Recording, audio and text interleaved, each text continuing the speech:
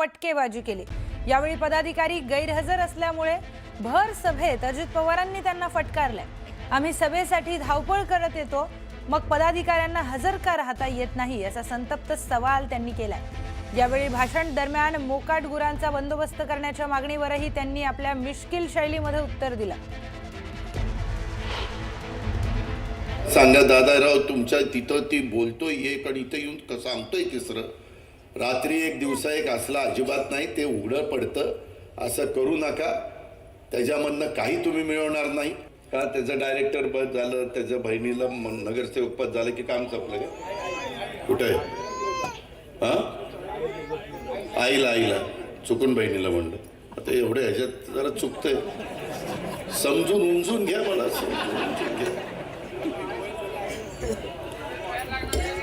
अरे पण स्वप्नील कुठे गेला? तिकीट मागताना कसे येतात, तिकीट द्या तिकीट द्या तिकीट द्या। मी मात्र कोणालाही तिकीट दिली तर मी मात्र त्यांची कामं करायची आणि तुम्ही तुमच्या पुरतं बघणार।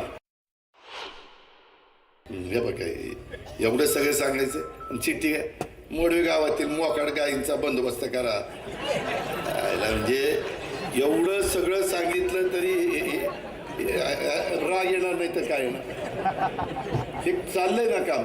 आता मी नासाचं सांगतोय आणि मोकाट जाणार,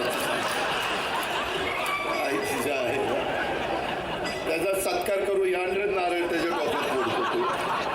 काय म्हणजे कुठं काय सांगावं, माझी लिंक तुटती, त्याच्यात सगळं माझं वाटोळ होते। मी चांगलं माझ्या लोकांना समजून सांगतोय आणि मोकाट जनावर पकडा।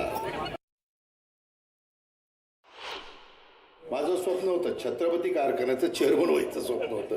त्याच्या आयला ती राहिलं बाजूला, माळेगावचं चेअरमन झालं छत्रपतीच।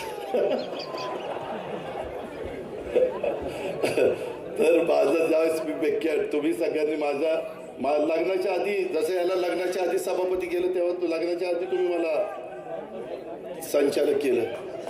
त्याच्यामुळे मी संचालक झाल्यामुळं आमचं जुळलं लग्न। डायरेक्टर आहे डायरेक्टर।